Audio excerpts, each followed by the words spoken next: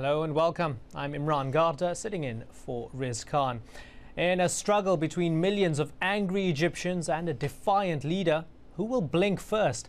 In response to nationwide protests demanding his resignation, President Hosni Mubarak has told the country he will retire when his current term ends in September, but will never abandon Egypt.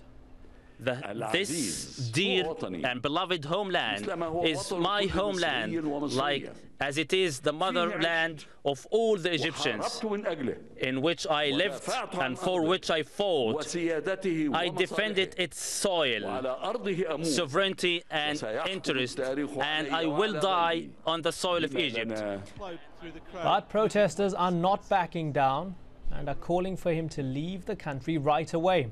For more than 2 weeks, millions have taken to the streets of Egypt, fighting with police, ignoring curfew orders and braving bullets in an unprecedented show of solidarity. Their calls for political reform are echoing across the Arab world and have galvanized protests in nations such as Jordan and Yemen.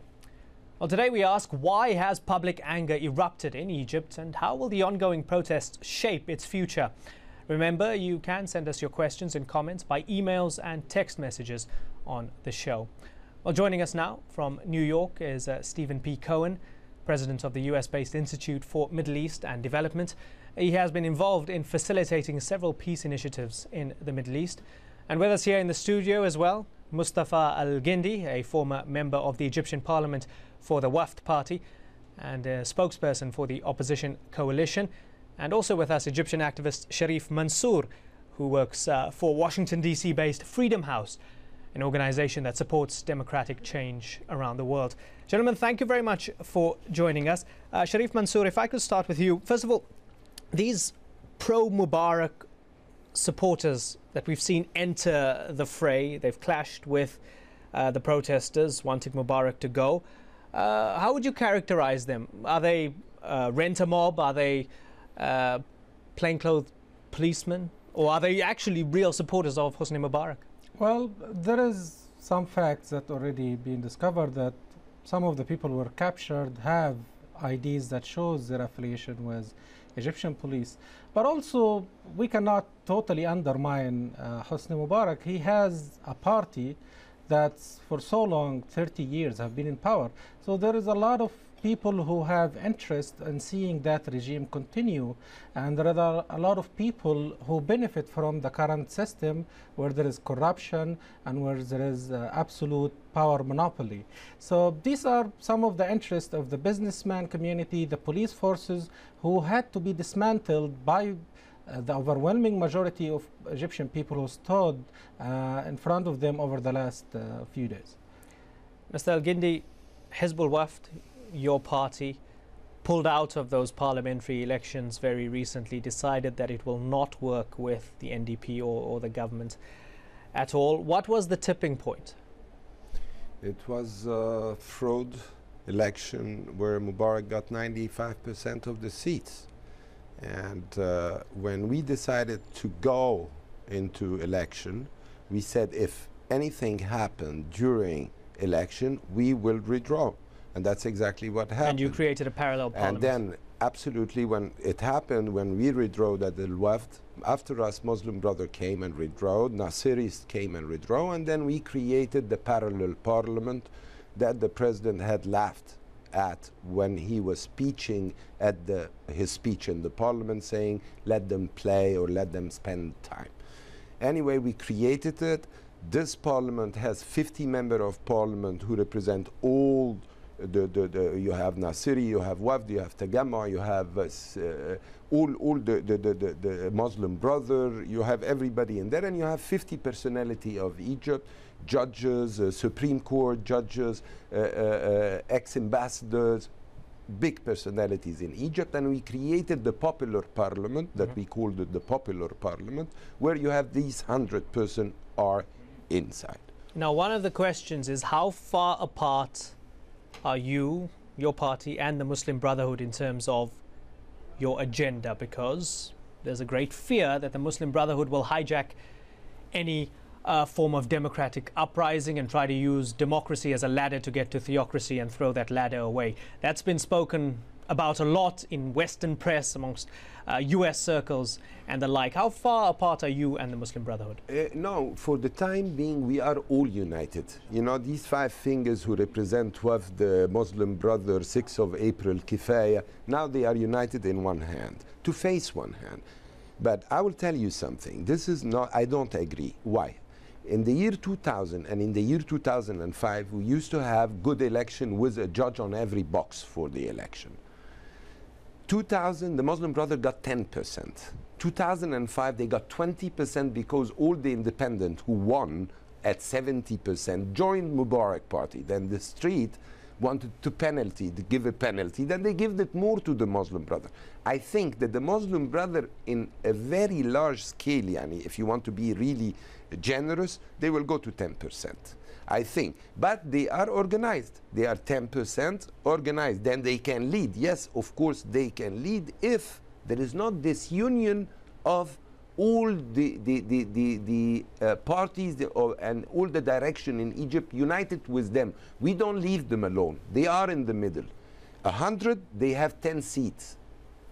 We have Copts who have seats. We have women who have seats. Everybody has seats inside.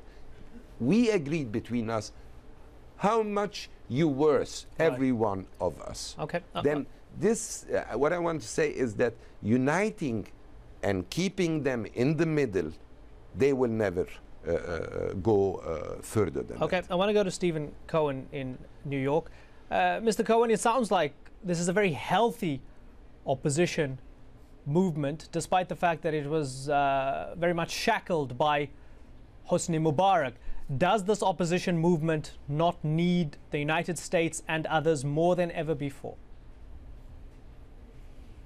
What the opposition movement needs, most of all, is to propose a transitional state, a transitional regime, until an election can be held, because they need to be able to show that in this transition, the elements of the opposition that are not as well organized as the Brotherhood, who still need to improve their organizational capability and their electioneering capability, will be able to be prepared for an election.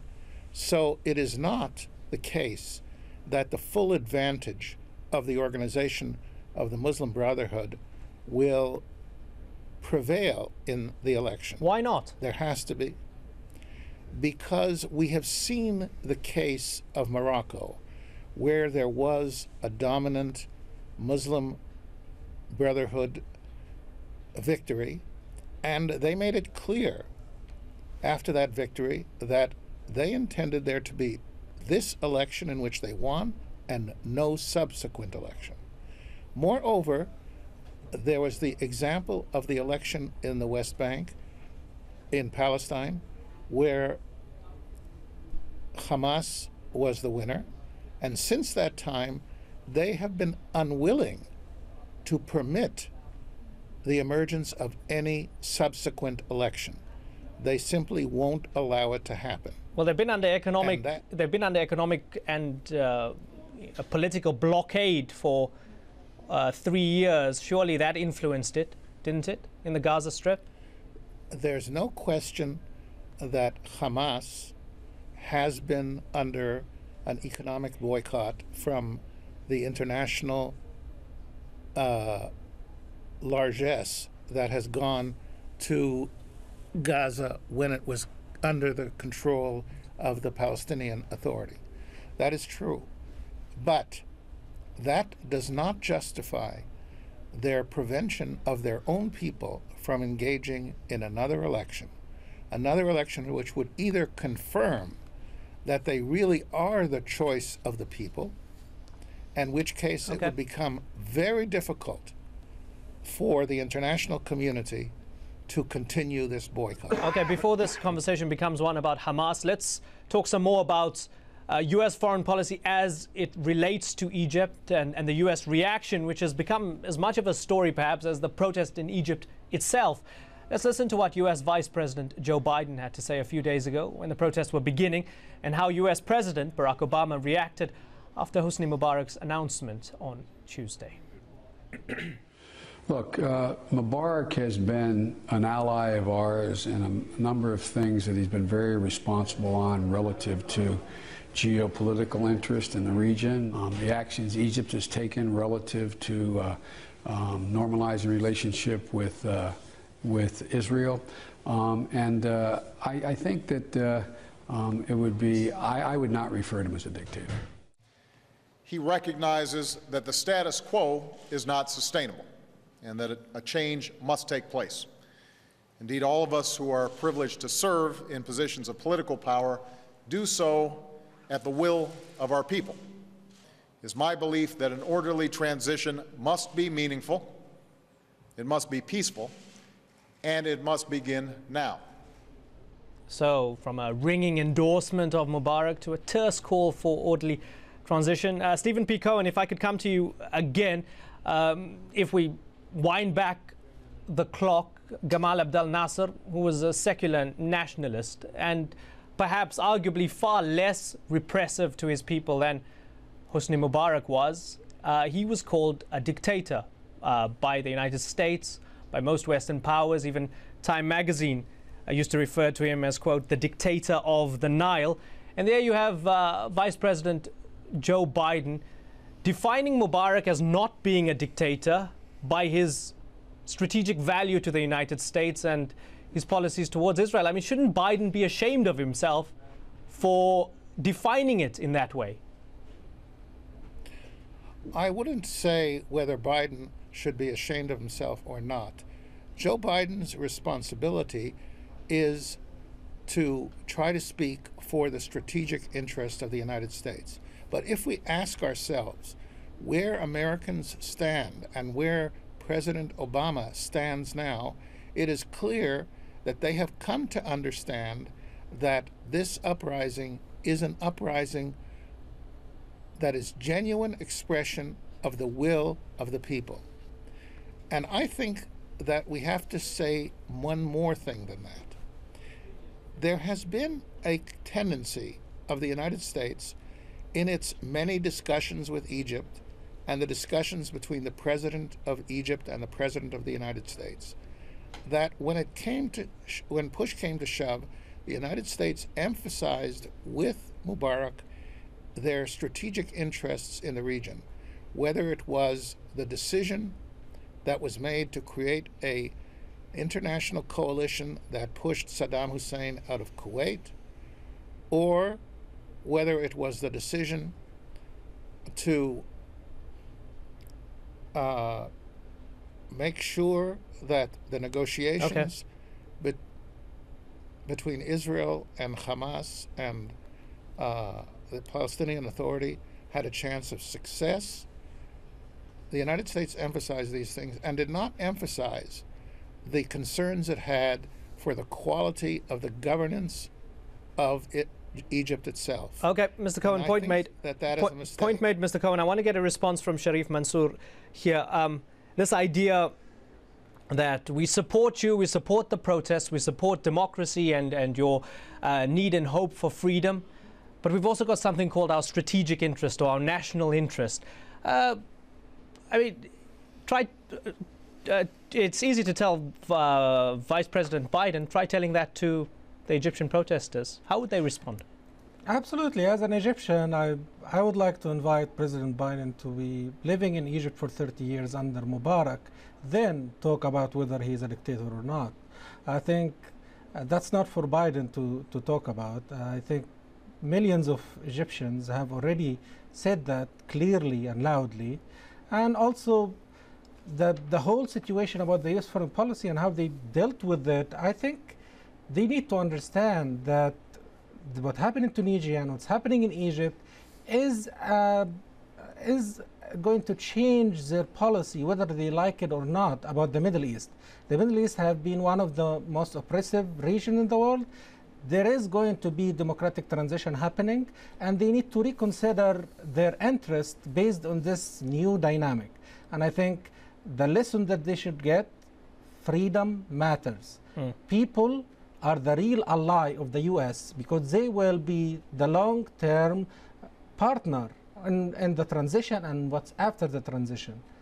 Okay, Mustafa al-Gindi, let's look at specifics then and look at specific worries of the United States with regards to its strategic interest. If you came to power, whether it was a coalition, whether WAFD dominated a coalition or not, would you tear up the peace deal with Israel? Of course, we are a nation of peace since thousands of years. If we wasn't a nation of peace, Jesus wouldn't run to Egypt. Would you tear it up? Of course, yeah? we will support. You'll support it? Of course, and let us talk now with an eye of a bird, if we can say. We have the people in the street in Egypt now, and they are a power. You have the army in the street, and he is a power, and you have the international fairness of geopolitics about the world or peace in the world. Okay, do you mind if I look at it another way? How can I satisfy these three? The street, the army, who is ruling this country since 5,000 years, and the international instance. I think if we go into the road of Israel, Turkey, a presidential parliamentary republic, democratic republic, where you have a prime minister who comes by the vote of the people, you have a strong army understood, who that's the model. No, the constitution. Understood, that's the model you want. Fair enough. But I'm talking about specifics with regards to foreign policy. Let's forget about peace or not peace with Israel. Let's talk about maybe the blockade on Gaza. The fact that Mubarak and Egypt has been seen as being complicit in the blockade of Gaza because he's closed the Rafah border.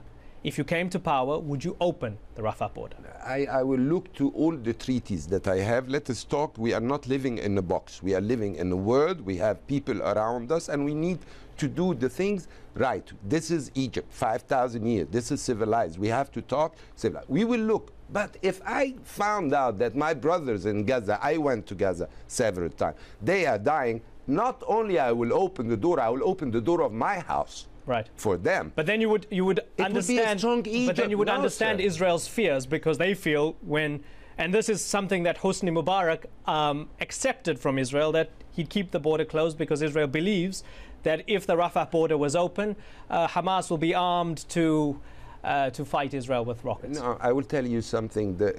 You want peace. There was no peace 30 years with Mubarak. There was peace between Mubarak and the Israeli government, but between the nation there was no peace. You want peace between the nation? Get democracy in Egypt to talk democracy in Israel. How can you make two nations talk together, one in the democratic and one under a dictator? Get the people together. We can bring peace because we will go into reality. We don't want to keep Israel. I am the only one who talk with Israel, and anyone who talk with Israel, he's a threat. No, you have a treaty, you talk. As you say good thing, you say bad thing, you say stop. You cannot kill Palestinian. Right. I cannot keep peace with you as a nation when you are not following the rules, humanity, right. Basic. Right. I mean, Israel was created in 1948 by a resolution who say Israel and Palestine in one resolution. Isn't it time now to right. come and put our hand into it and say 2 states, 2 capitals?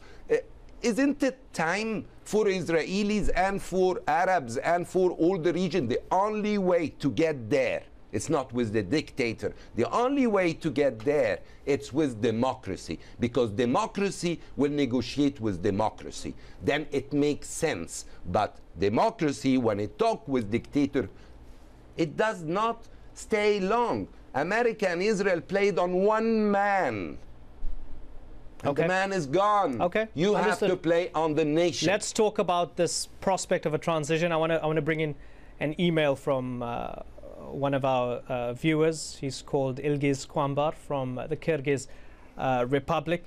He says, the violent toppling of a government does not guarantee swift reform. The best case scenario would be for Mubarak to work with the vigilant Egyptian people to seek a peaceful transition to fair elections. Sharif, I think that's what Mubarak is claiming he wants to do now. Vice President Suleiman has been named the first vice president in 30 years. What is that? Is that window dressing or is that a serious move? I think it's a tactic that's textbook in every transition to democracy. It's exactly what happened 2 weeks ago from Ben Ali in Tunisia. They, under the overwhelming pressure from the people, they start making concessions, and every concession follows it another concession because people get more angry. And I think that the guarantee for a peaceful transition will be to respond to the people demand. These people said we're going to die in Tahrir Square. And he said he's going to die in Egypt, and he's not exactly. But who's going to die? A dictator surrounded by military, or 8 million people who showed up in the street? I think we're going to see that happening soon. But my point is, Mubarak is losing trust. He has been in power for 30 years. If he wanted real change, he could have done it. The same demands that he announced yesterday was put forward by a petition that's signed by 1 million people working with the Baradei coalition to call for this specific demands. He came short on these demands. Right. There were 7 demands. He only are talking about 2 of them. Okay, I want to go to Stephen P. Cohen. I want to ask him about this prospect of a transition, which, Mr. Cohen, you spoke about up front. You said that the opposition needs to prove that it can handle a transition and that the political parties need to organize themselves. Isn't it an insult to the Egyptian people for Hosni Mubarak to name Mr. Suleiman as a vice president, a man who is alleged to have been involved in the CIA's rendition program? He's handpicked by Mr. Mubarak, and you don't get any closer to Mubarak's regime than Mr. Suleiman. Isn't that throwing dirt in the face of the Egyptian people? I don't think he meant to throw dirt. I think what he meant to do by the appointment of a vice president was to indicate to anybody who was looking that it meant that his son Gamal Mubarak was no longer a candidate for succession, that he had given up on the idea of a Mubarak dynasty. And that was his first step in moving away from the thoughts that had existed over the last years, because the Gamal Mubarak idea was a symbol for many of the people in the demonstrations that Mubarak was not really ready to see a different kind of regime. And I think that it goes deeper than the question of the regime. It has to do with the fact that neither the local leaders nor the United States have recognized that the big issue of the region is the future of its young people. We have millions and millions of young people who at this time have no prospect of a decent job, of a decent income in which they will have a chance to marry when they wish. These are the fundamental issues of the region. The traditional strategic issues are not as important as this fundamental issue that underlies the problems of all of these countries. Can they find a direction which would give satisfaction to these young people that they are controlling their own lives, that they have a prospect of a good life, that they will have the kind of education that gives them a chance to enter at a decent level in the international economy? These are the questions. It is not simply a question of strategy. It is a question of recognizing the fundamental social and political need of a new generation of millions of young people. Mr. Cohen, I'm going to have to stop you there. You did make your point, but we have run out of time for the program, unfortunately. Thank you very much, Stephen P. Cohen, and of course in the studio with me, Sharif Mansour and Mustafa al-Gindi. It was a great pleasure hearing your thoughts here on the Riz Khan Show. We hope to have you on the air again. And thank you for being with us. Remember, you can watch a podcast of the show on iTunes. This week, we're featuring a discussion with the former Pakistani President, Pervez Musharraf, about the challenges his country is facing. And on the next show, we discuss the political vacuum facing Egypt and possibly the region. Will ideology and democracy collide? And will global powers be changing their policies to the region? Make sure to tune in for that. We'll see you next time.